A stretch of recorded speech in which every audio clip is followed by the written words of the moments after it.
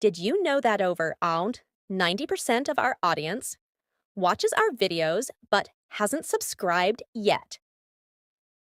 If you enjoy these stories and want to see more, make sure to hit that subscribe button and turn on notifications. It only takes a second and it helps us create more amazing content for you. My name is Eleanor, and I want to tell my story in my own words, not because I am looking for sympathy or trying to justify what I did, but because I need to say it out loud. Maybe by speaking my truth, I can finally understand how I ended up here.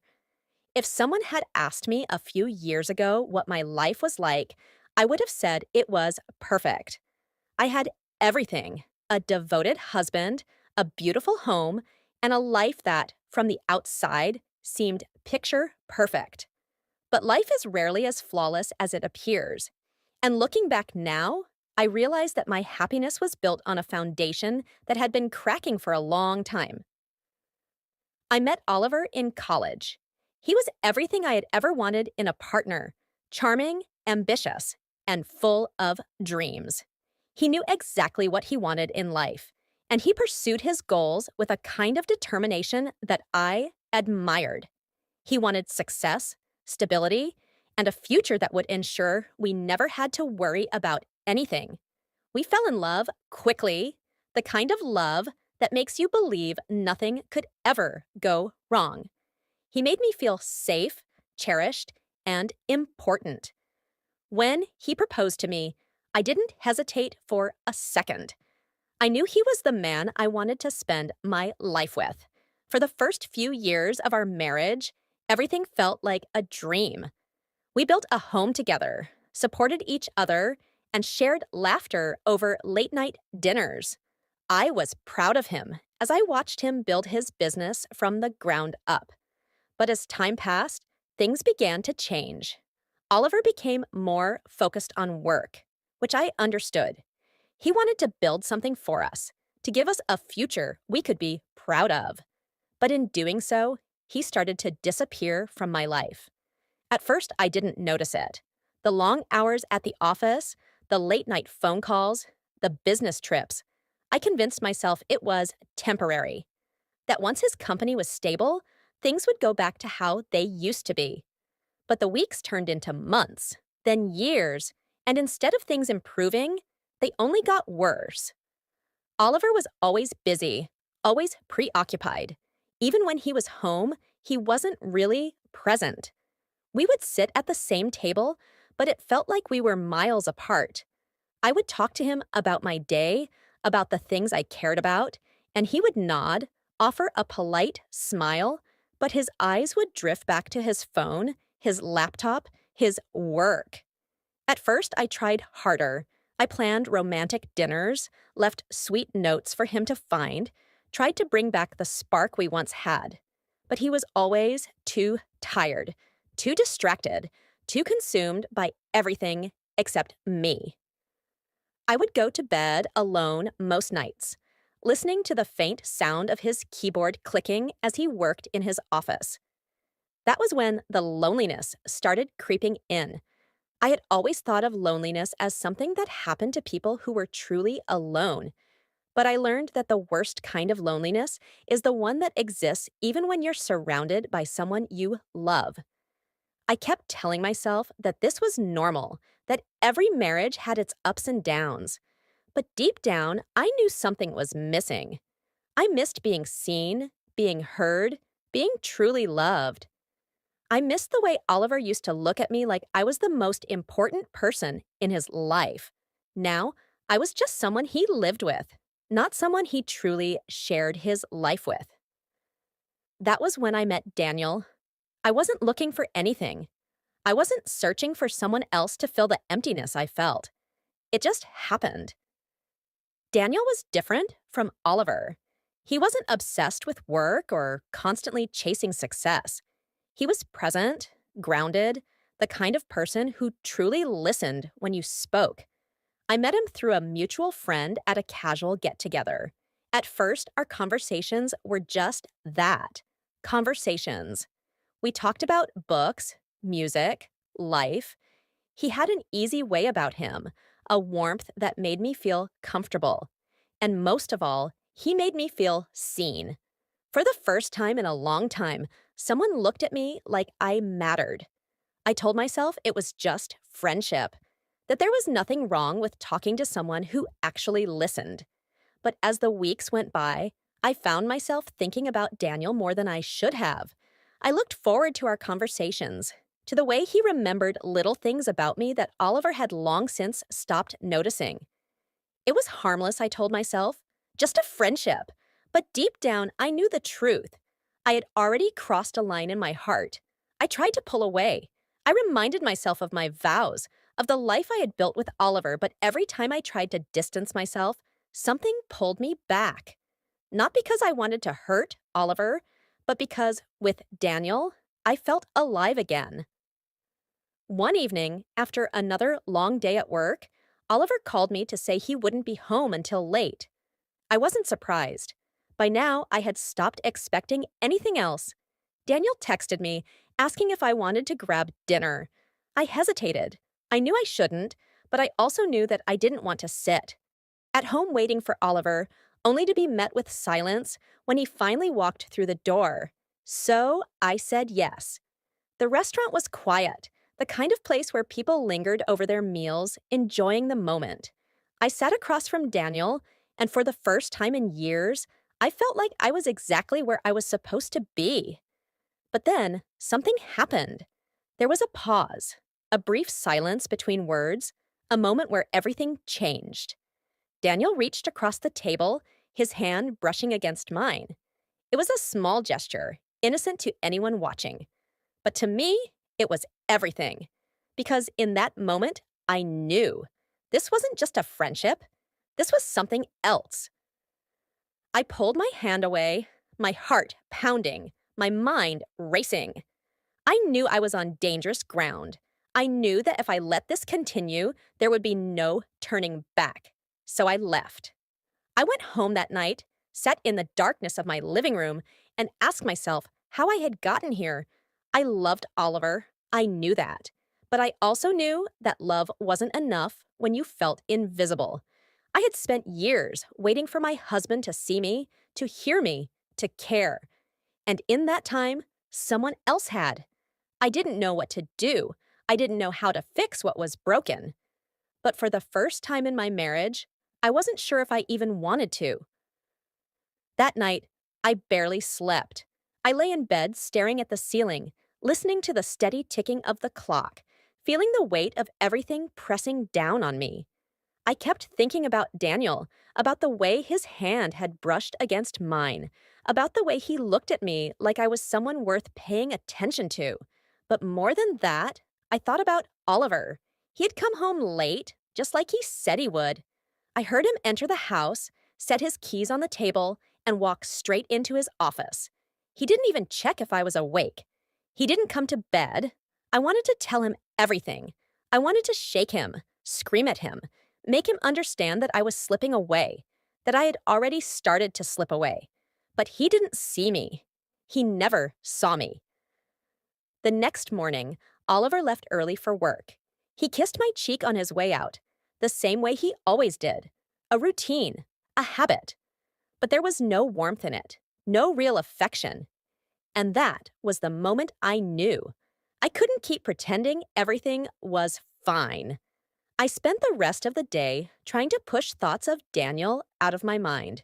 I went to work, buried myself in tasks, avoided checking my phone, even though I knew there was a message from him waiting for me. But ignoring the truth doesn't change it. By the afternoon, I found myself staring at my phone, reading Daniel's message over and over again. It was simple, just a question, asking if I was okay. But that was the thing about Daniel. He always asked, he always cared. I knew I should ignore it. I knew I should tell him that whatever was happening between us had to stop.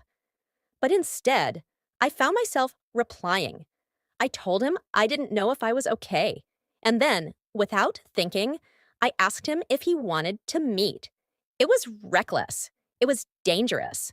But I couldn't stop myself. We met at a small cafe on the other side of town, a place where no one would recognize us. The moment I saw him, I felt a strange mix of relief and guilt. Relief because being around him made me feel like myself again. Guilt because I knew what I was doing was wrong. Daniel didn't push me for answers. He didn't ask me why I had asked to meet. He just sat with me, let me talk when I wanted to, and stayed silent when I didn't. And then, after what felt like forever, he finally spoke. "You're not happy, Eleanor." I should have denied it. I should have defended my marriage, told him that things were just complicated, that Oliver was a good man, that I still loved him. But I didn't say any of that, because for the first time in years, I was honest with myself. "No," I whispered. "I'm not." Saying it out loud made it real. It was like opening a door I had spent years keeping shut, pretending it didn't exist. Daniel reached for my hand again, just like he had at the restaurant. But this time, I didn't pull away. And in that moment, everything changed. I wish I could say I fought harder. I wish I could say that I walked away, that I went home and tried to fix my marriage, that I chose the right thing instead of the easy thing. But I didn't. That night, I stayed out later than I ever had before. I didn't check the time. I didn't check my phone. For the first time in years, I let myself be selfish. When I finally did go home, Oliver was already asleep. I stood in the doorway of our bedroom for a long time, just watching him. This was the man I had married, the man I had promised my life to, the man I still loved in some way, even if that love had changed. I should have felt something: guilt, regret, sadness. But all I felt was empty. Over the next few weeks, I told myself I would stop seeing Daniel. But the truth was, I didn't want to stop. Because with him, I felt something I hadn't felt in years: alive. We weren't reckless. We didn't make dramatic declarations of love or talk about a future together. We both knew that what we were doing was dangerous, that it couldn't last forever. But that didn't stop us. I started lying more, telling Oliver I was working late when I wasn't, making up excuses to leave the house, to steal time with Daniel whenever I could. I knew I was playing with fire, but I had already crossed the line. And once you cross that line, there's no going back. The more time I spent with Daniel, the harder it became to pretend at home. I started seeing the cracks in my marriage more clearly than ever. The way Oliver and I barely spoke, the way we had stopped touching, stopped laughing, stopped feeling like two people who had once been in love. I told myself that if Oliver had just noticed, if he had just asked me what was wrong, if he had just tried, I would have told him the truth. But he didn't. He was too busy, too distracted, and so I kept falling further. Then, one night, everything changed. Oliver came home earlier than usual. I was in the kitchen, lost in thought, when he walked in and set his briefcase down on the counter. I braced myself for the usual routine: the distracted hello, the brief conversation before he disappeared into his office. But this time, he surprised me. He looked at me, really looked at me, for the first time in what felt like forever. "Eleanor," he said, his voice quieter than usual. "Are you happy?" The question hit me harder than I expected. I opened my mouth to lie, to say yes, to pretend like I always did. But for some reason, I couldn't. I just stood there, staring at him, feeling the weight of everything pressing down on me. And in that moment, I realized something. Oliver knew. Maybe he didn't know everything. Maybe he didn't know about Daniel, about the late nights and the lies. But he knew something was wrong. He had known for a long time. He had just been too afraid to ask. And now it was too late. I couldn't take back what I had done. I couldn't erase the choices I had made. But I could finally tell the truth. So I took a deep breath, looked at my husband, the man I had built my life with, and finally answered him. "No," I whispered. "I'm not." And just like that, everything we had built came crashing down. For a long time after I said those words, there was only silence. Oliver didn't react the way I had imagined. He didn't raise his voice. He didn't ask questions. He just stood there, staring at me, as if he was trying to decide whether he had really heard what I had just said. I felt like I was suffocating in that silence. Then finally, he spoke. "Why?" His voice was quiet, but there was something behind it. A weight, a pain I wasn't sure I had ever heard before. I wanted to give him an answer. I wanted to explain everything. The loneliness, the distance, the way I had been drowning in this marriage for years without him ever noticing. But how do you explain something like that to the person you once loved more than anything? So I told him the truth. I don't know. It wasn't the answer he wanted. It wasn't the answer I wanted either, but it was the only one I had. Oliver didn't say anything for a long time. He just ran a hand through his hair and let out a breath that sounded heavier than it should have. And then, without another word, he turned and walked away. I stood there, frozen, listening as he went upstairs. I thought he would come back, that we would sit down and talk, that we would try to find some way to fix this. But he didn't come back. And that was when I knew, really knew, that something had broken between us. That night, I didn't sleep. I sat alone in the living room, staring at the clock, counting the minutes until the sun came up. I thought about Daniel. I thought about Oliver. I thought about the choices I had made, the lies I had told, the moments that had led me to this exact place. And for the first time, I asked myself something I had been avoiding for weeks. Had it been worth it? I didn't know the answer. The next morning, Oliver was gone. I found a note on the kitchen table, just one line, written in his neat, careful handwriting. "We need time to think." I read those words over and over again, feeling the weight of them settle deep in my chest. It wasn't anger. It wasn't blame. It was just the truth. I didn't call him. I didn't call Daniel either. I just sat there, alone in the house I had once loved, and let myself feel everything I had been running from. Days passed, then a week, then two. Oliver and I barely spoke. He stayed, away most nights, coming home only to grab clothes, avoiding me in a way that hurt more than I had expected. And Daniel? I saw him once more. We met in the same cafe, but this time, something felt different. I could see the concern in his eyes, the way he was waiting for me to tell him what was happening. And for the first time, I realized something. Daniel had never been the answer. He had been a distraction, a moment of escape from a life I no longer knew how to live. But he couldn't fix what was broken inside me. And he couldn't undo the choices I had made. "I can't do this anymore," I told him. I expected him to argue, to ask me why, to try and convince me that what we had mattered. But he didn't. He just nodded, like he had known all along that this would end someday. "I understand," he said. And just like that, it was over. I walked away from him that day, and I never looked back. But walking away from Oliver wasn't that simple. He came home one night, weeks after we had last spoken. He sat across from me at the kitchen table, looking at me like he was searching for something he wasn't sure he would ever find again. "I don't know how to forgive you," he said. The words cut through me, sharp and cold. "I don't know if I deserve to be forgiven," I admitted. More silence. Then, after what felt like an eternity, Oliver let out a breath and leaned back in his chair.